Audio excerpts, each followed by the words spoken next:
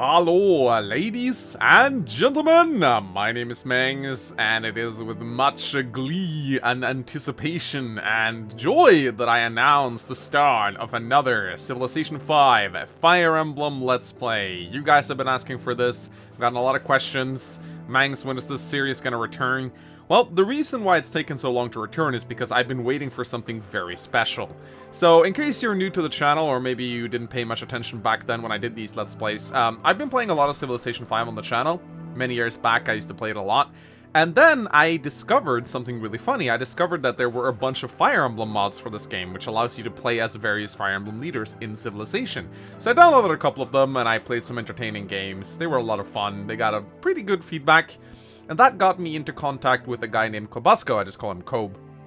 Now, Kobe has a team of devs who work on Fire Emblem mods, and they are really talented. I'm going to throw a link to their Discord server in the video description if you want to go join their Discord. It's a really cool place to hang out if you enjoy Civilization and Fire Emblem.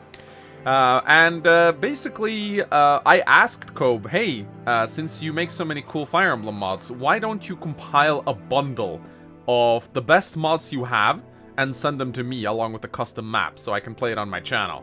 And took him a little while to get it done, but now the bundle is finally done, and I will throw a link to that in the video description as well if you want to go and play it for yourself. This is an amazing bundle, guys. It even features a unique main menu, as you can see. Features Fire Emblem music, a bunch of new civilizations. We're going to be playing as one that I've never seen before.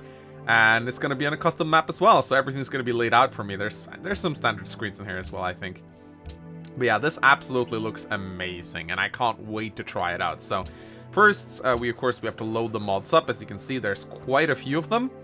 Now, if you go check them out for yourself, you will be spoiled on what leaders show up in this game. I know a couple that's going to show up, but not all of them.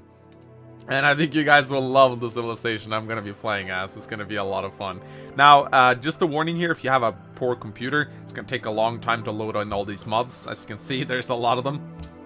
So what we need to do is we need to set up the game, and we need to go and find the map called Not Advanced Setups. We got to go to the maps, and we're going to go Additional Maps, and select Fire Emblem Arcania. Some map for Mangs, random starts or something. Then we gotta press Load Scenario, and that loads Marthipan, the Infallible Lord. That's the civilization we're gonna be playing as. It's gonna be so much fun. Now, it defaults to Chieftain. I'm gonna be playing on Immortal. I think that's a good difficulty to play on. DD is a little bit too harsh for me.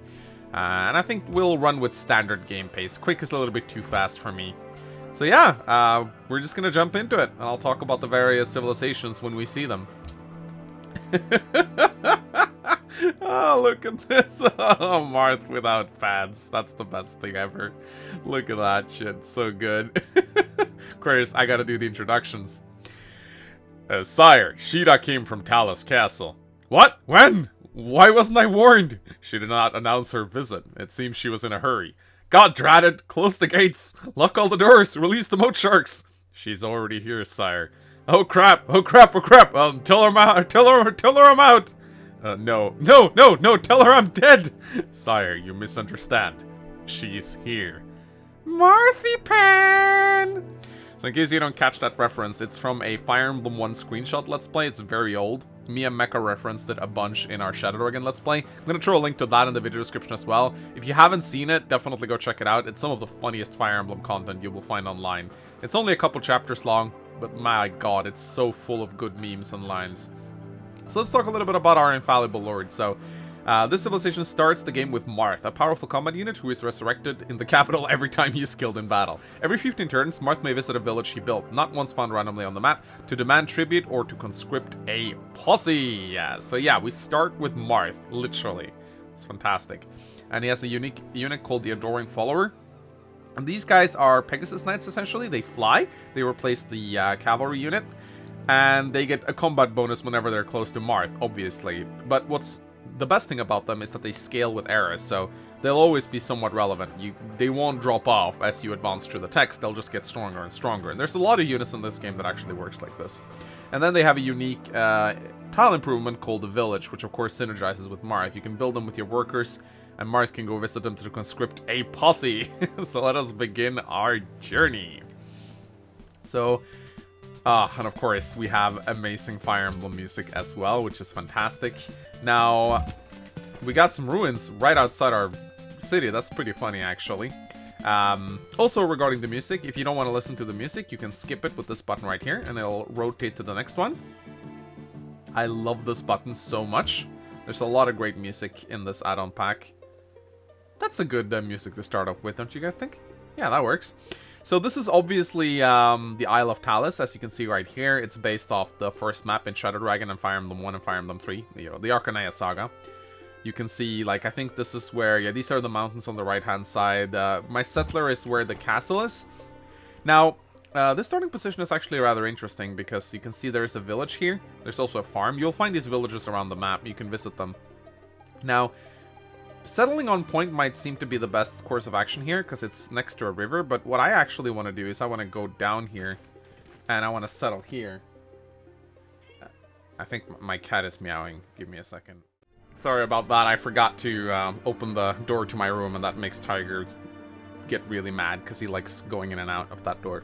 Anyway, so as I was saying, settling here is actually better, I think, because then I will settle next to a mountain, which will give me an observatory, and I still get a river, so I still get a watermill, and it's next to all these good resources. I will maybe lose out on this fish tile, possibly, I'm not sure, but I'm going to settle here. So that is Talis Castle. So right here we see Marth. He's a lone unit, he's got 12 combat strength, which is really good. And I do believe he keeps his promotions. What I also love about this mod is that the weapon triangle is incorporated here, so units with swords are good against axes. It actually is good against bow units as well. I think they follow the Fate's weapon triangle. So yeah, we can explore with Marth. It doesn't matter if he gets killed or not, because he's Marth. He just survives it. I love it. So, in normal circumstances here, I would go for a scout. But I think I'm actually not gonna do that in this game, because I already have Marth, which pretty much works as a scout. So, for that reason alone, I think I'm just gonna rush Monument. And I think we also want to go Pottery here. So, there's a village here that we should probably visit. If this is the Isle of Talis, which I think it is, then we probably won't be finding much over here. So, but I still think I want to go and explore just to see what it is.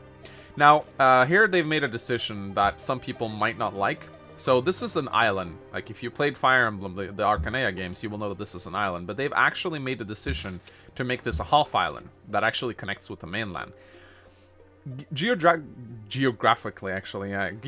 Geographically, words are hard. Geographically, this isn't accurate.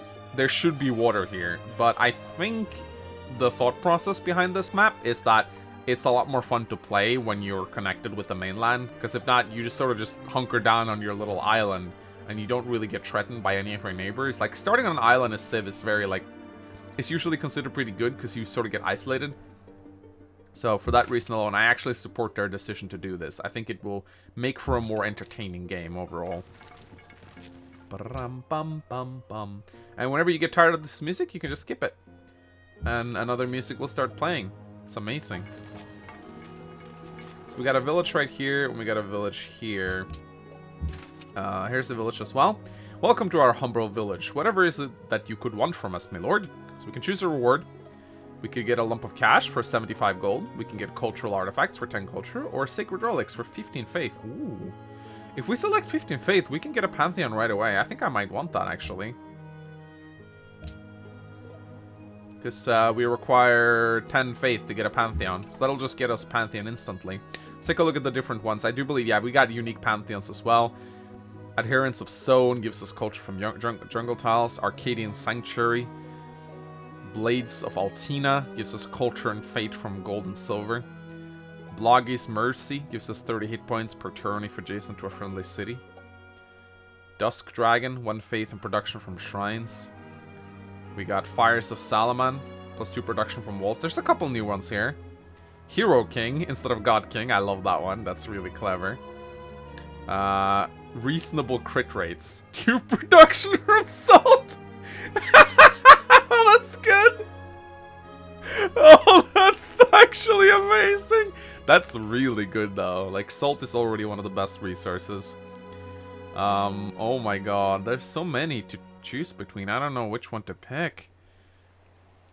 Right. Riches of Ethnia. 1 faith for each copper, iron, and salt. Sacred stones. 2 faith from each gem and pearls. We got silver, which is cool. Oh my god, Waters of Life. 3 happiness from cities and rivers. That is broken. I think Sacred Waters is usually 1 happiness from cities and rivers. This is like triple the good. Like 3 times as good. And considering I can like... This is a good expansion. This is a good expansion. That is ridiculously good. That'll give me like 11 happiness with 4 cities. From a Pantheon, believe. That's too good not to pick, honestly. This is a completely overpowered Pantheon, honestly. Anyway, Marth, let's go and explore. Yeah, as I thought, this is an island. I figured as much. I think we're gonna pick some cultural artifacts now. So we get our first policy in 12 turns. Our monument is about to get done as well. There's also this village right here, which you haven't visited yet. Haven't decided if we're gonna go for any wonders. We're playing on Immortal, so it's usually not an easy thing to do. We also got a city-state here. We should probably go visit that so we get some cash. But yeah, like, this is a good expansion, and this is a good expansion right here. I can also expand on top of the gems to get another city next to an observatory. That's going to give me a crap ton of science. But yeah, I sort of want to see what city-state this is, if at all possible. I might be able to discover it if I go onto this mountain tile right here. Because whenever you're the first person to visit a city-state, you get some cash. Yeah, there we go. We got Kilvis, Nesala and his buddies. They're a militaristic city. They know the secrets of the Berber cavalry. Okay, makes sense, I guess. Nesala, known for his cavalry units. Berber cavalry, I think they're good in the desert, if I remember correctly. They're the Moroccan unique unit. But yeah, let's just keep exploring, see if we can find some neighbors. Haven't found anyone yet. Kind of cool how we got a spearman in the early game. That's gonna help against barbarians. Haven't seen any barbarians yet, though. Bum, bum, da, da, da, da, na, na. Oh, cool. We got Citrus next to our capital. That's great. This is a really good capital, actually. And the village is actually worth 3 food, 2 gold. That's pretty good. It's like a really good farm. Plus a trading post. Anyway, I think we're gonna go for another cultural artifacts. We get 5 faith, 25 culture, 65 gold. I think the culture is definitely what we want here, because that's gonna give us a policy on the next turn. Now, we could go for a worker. 18 turns is not fantastic though, but we got quite a few tiles to improve here, so I think it might be worthwhile. We do struggle a little bit with production in the city. We could put it on production focus to get the worker out faster. I think that might be worth it, honestly. But if we put it on food, we'll grow quicker, which also... Oh, wow. I think that's probably better, yeah. And we definitely want mining, so we can get the silver right here. Honestly, what I could do is I could go for the Dragon's Table. The Dragon's Table is a really good Fire Emblem wonder. 20% of food is carried over, so that basically buffs your city's growth by a crap ton. Also grants you 2 faith and 3 culture. Honestly, I think I would like to go for that one. Oh, we got a neighbor here. He's yellow. Let's go check him out. But yeah, I'm definitely gonna open up tradition because it is it is the best, absolute best opener. Gives us 3 culture immediately. We can go for aristocracy, which will give us 15% increased wonder production speed. Very integral if you want to go for a quick wonder. Bum bum bum da da da da da da da da da da. I love this track, it's so good.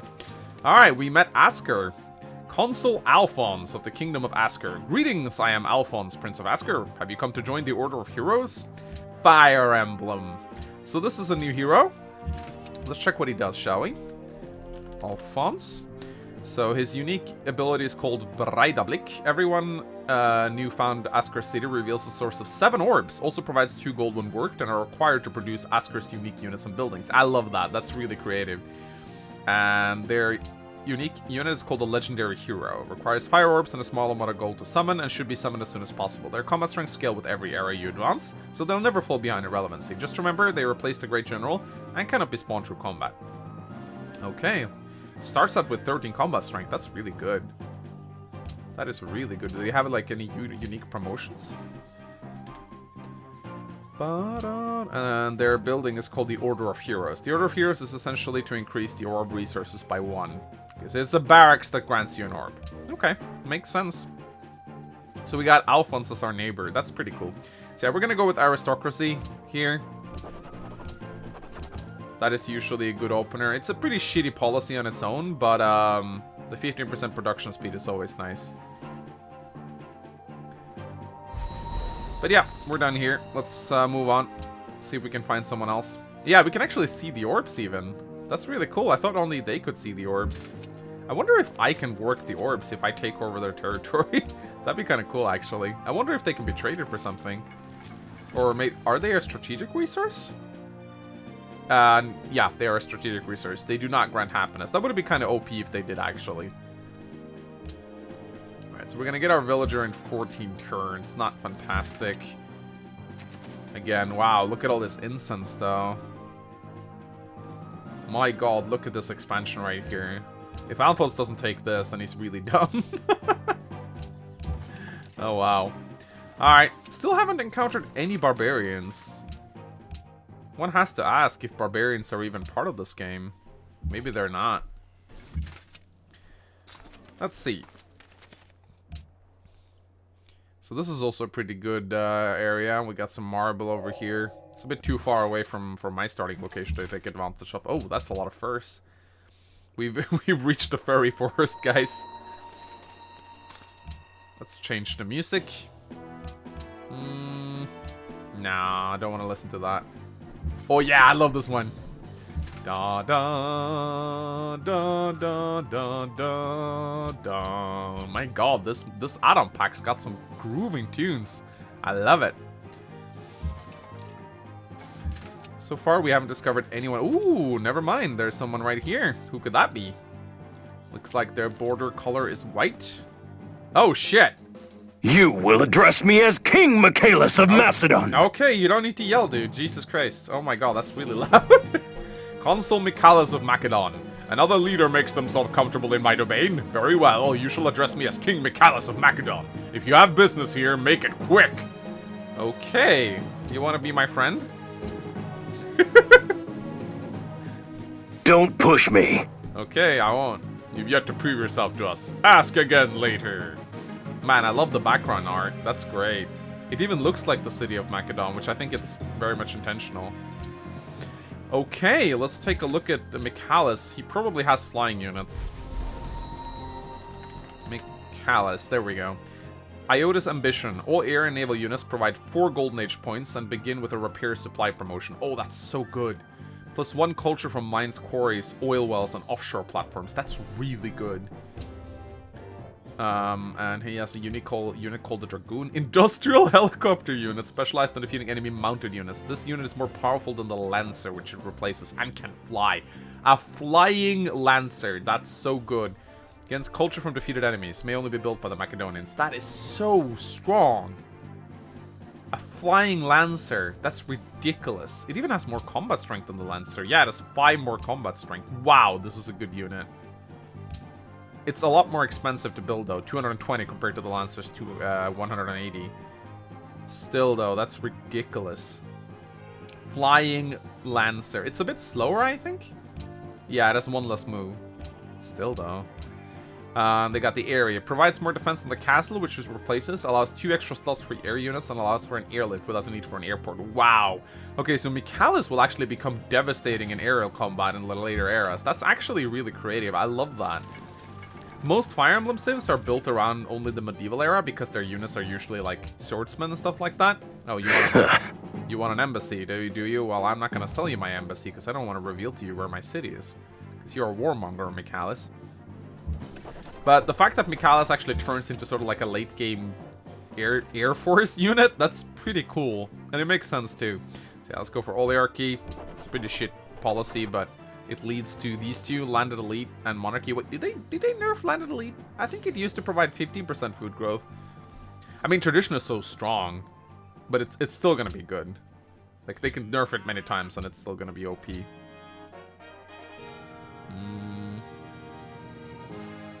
Nah.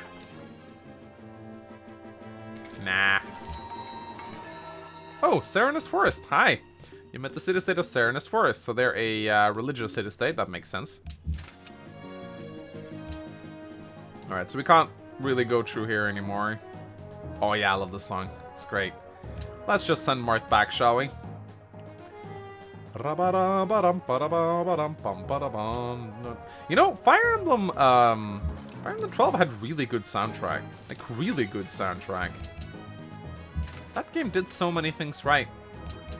It's a shame it was never sold in the West. It really deserved so much more. Alright, so we're about to get our worker. Should probably think about expanding once our city reaches 5 pop. The world's busiest people. We're not doing too hot. Not producing a lot of hammers.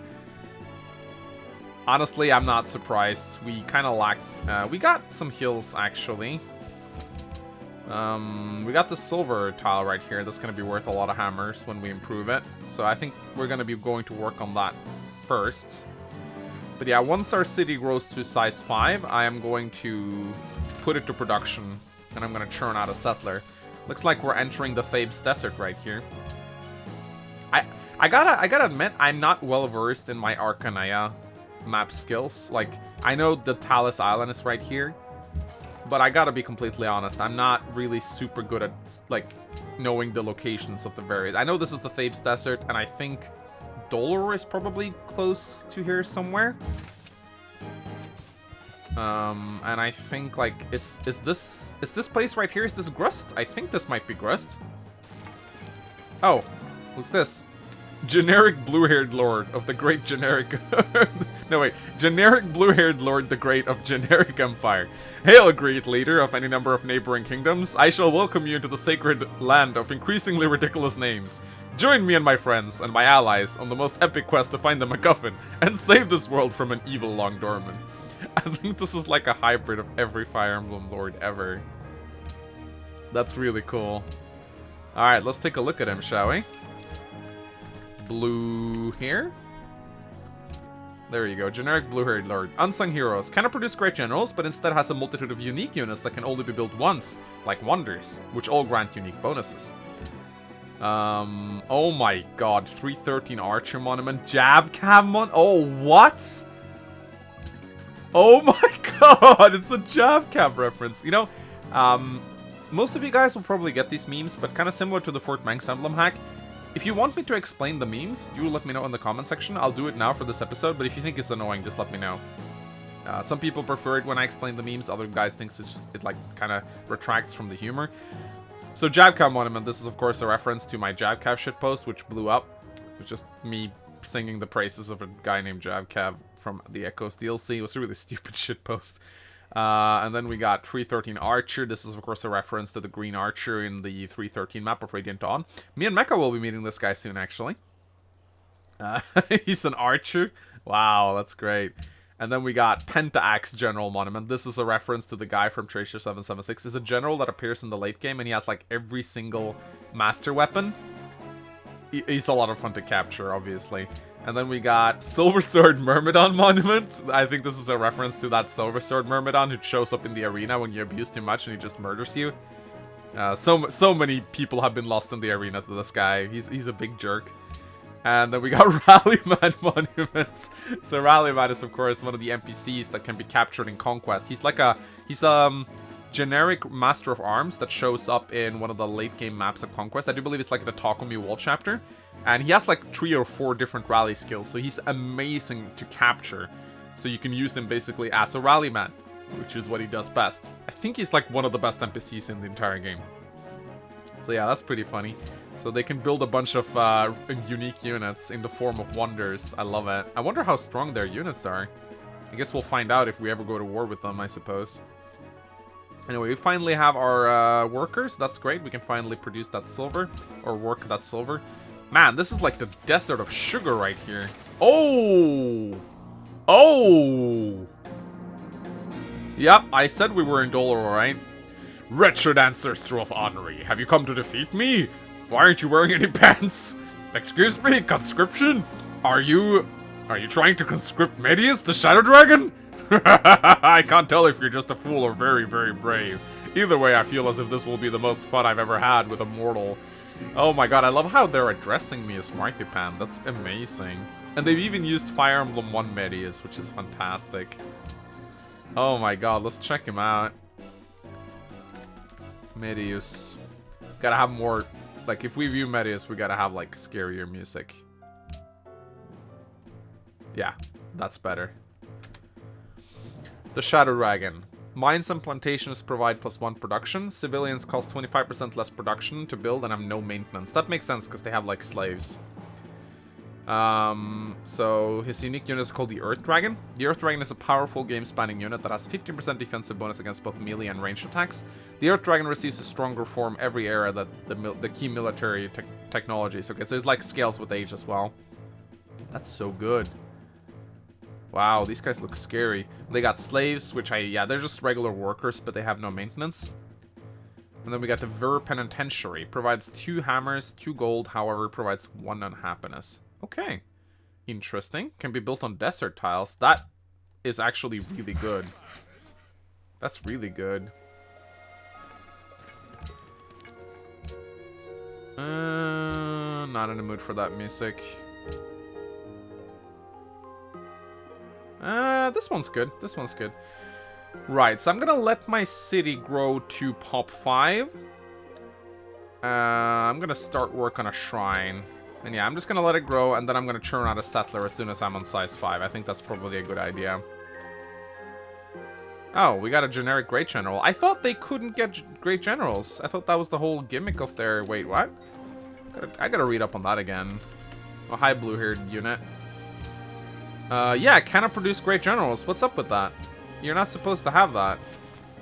You're not supposed... Oh, wait a minute. He could have... That means he probably went Honor. Because I think you can still Great... Yeah, that makes sense. He probably went Honor. Because I think you get a Great General from one of these... Yeah, Great General appears outside the capital. So he can still get Great Generals from policy bonuses. But he can't produce them himself naturally. Okay, that makes sense. Anyway, let's improve the silver.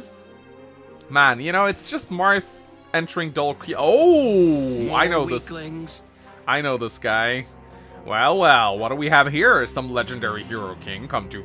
Wait a minute. Where the devil is your pants? So I love how everyone's calling out my lack of pants. So yeah, Gangrel. He is annoying. But he's not that good. In most of the games I'm in, he usually just gets slaughtered. So... like, in theory, Plague is a pretty good civ, but I feel like his playstyle just makes him attacked by everyone. Like, in every single game I've seen Gangrel in, he always declares a lot of wars, but he usually gets himself wiped out. So all melee units may pillage without consuming a movement point. In addition to this, all melee units gain gold from attacking enemy cities. That's really good.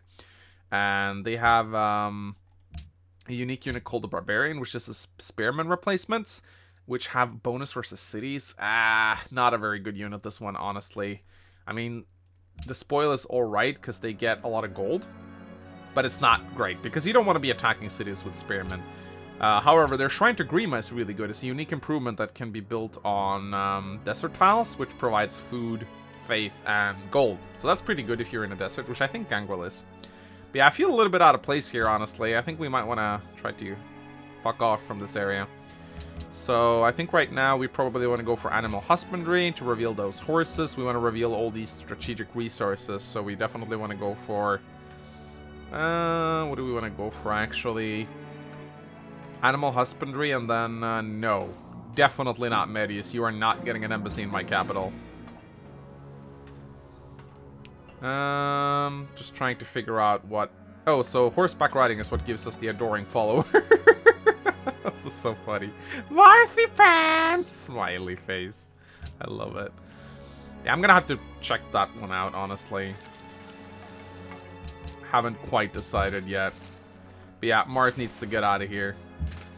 Oh, did I already visit this village? I guess I did, yeah. So Michalis is currently expanding over here.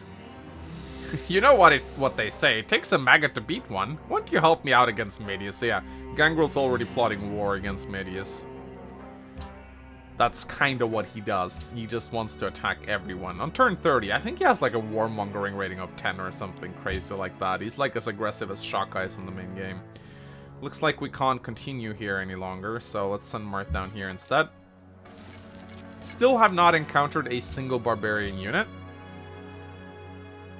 They may not be part of this game at all, actually. That is kind of strange. That is kind of strange. Anyway, ladies and gentlemen, I think the time has come to make a cut and continue in the next part. Hope you guys are enjoying this playthrough. I certainly am enjoying it. This is going to be an action-packed game for sure. Super excited to see where this game takes us. Give this video a like and a comment if you are enjoying it. Let me know what you think about it. You can also go play it for yourself by downloading all the mods. But of course, if you click on there, just know that you will be spoiled on the remaining leaders. But yeah, definitely go join the Discord server of Kobe and his friends. It's a really chill place to hang out if you enjoy Fire Emblem and Civ. They usually have like polls where you can vote and shit regarding the mods and stuff like that and come with suggestions, so definitely go check that out. Send them my regards, tell them that Mang sent ya. They have done an amazing job with this bundle of add-ons, and I think this is going to be a very meme-tastic game. So yeah, I will see you guys next time. Bye-bye.